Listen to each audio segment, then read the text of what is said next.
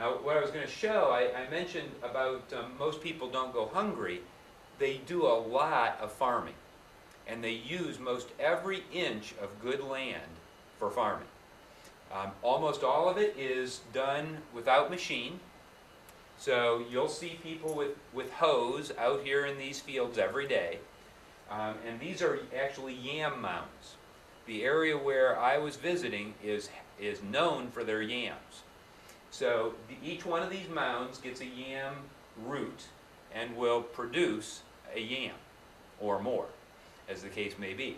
But these fields provide for the people, and this is back to the question about sunscreen and affording these kind of things. For the most part, it's a barter system. So you're taking your yams to market, you might be trading them with someone else, you might be getting money, but you're going to just put that right back into the population in whatever your family is going to need for that week. So there's very little other than land that I would call an investment that people have in Toga. Very little, very sparse furniture and anything else.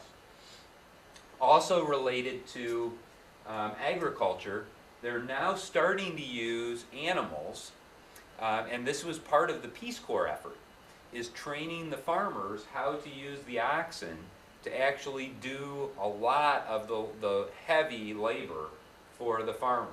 So this farmer actually was trained by one of my brother's best friends while they were in Togo. When we came to visit, he wanted to come out and show us how he uses the team to drive the plow through the fields. And so that's my brother here. I got my turn as well, trying to drive the plow. And then here is the butcher shop. Okay, meat is a very rare item in Togo. So if you get a little meat in your sauce with your fufu, that's a bonus. You know, for the most part, you're not chewing this stuff; you're swallowing. But the meat was very good that I did have. It's a goat. You know, you have some sheep. You'll have a little bit of beef, chicken. So there are a variety, but not much of it. It's very expensive. Okay, quickly then, because we're just about out of time. Religion's not important. There are a lot of voodoo goes on in Togo.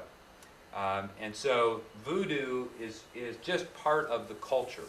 So the fetish here, you know, there are chicken feathers up there, lots of sacrificing going on. It's just part of the community. And then lots of mosques. And in fact, Gaddafi is very big in this area, trying to strengthen his African connections, and is actually paying, reported by the people, is paying people to convert. So lots of mosques in the area. Communication challenges. I've already talked a little bit about this. Yeah, Lauren. What about Christianity in Togo? Christianity is there. I would tell you a fair number of Catholic, area or churches around, but I didn't see a whole lot of visible Christian influence in the area. But I would tell you that I think religion in a country like Togo, my perception after 2.5 weeks, is that religion is not as important to these folks as tradition. And so the voodoo, some of those things are more important to them. If you ask a person, oh, I'm Muslim, well, how do you practice your Muslim belief? A lot of them aren't going to the mosque. They're just Muslim. Or, yeah, I'm Seventh-day Adventist. Well, what happens on Saturday? They're out doing stuff just like usual. So I would say it's not as deep of a religious context. Thanks for asking that. So communication challenges, I mentioned about French being universal, but most people with less education never get to French lessons. They're basically learning some very basic things. And so unfortunately still in this country, a lot of women do not speak French because they never get to school far enough along to actually learn the language. What do they speak? They speak whatever their local dialect is. So in Basar, they speak Basar. So that's what they learn growing up. and in the early days until they get to a certain level that they're in schooling, probably first grade at that point. I mentioned there's only one radio station, and most everything else is word of mouth. You just do not find newspapers, anything like that in most of Togo. And you can't have any fun in Africa. Well, you can go to the market and have your fortune told. This fella, I had to keep poking him with this stick, and the stick would come back and poke at me and tell me, and then he was supposed to divine what my future was going to be. Okay, we had a really good time with this fella. He was very good natured. Then, we just have a lot of fun with the kids. So the kids are on the other side of this camera, just hooting and hollering as they see these three white guys having a little bit of fun. And then I showed a video, which I'll put back on again as we finish here. But even though you wouldn't call it fun, they make work into fun. These women are actually pounding the ground with wooden sticks. And what they're doing is creating a poor person's version of concrete. So they water the ground right around an area of town.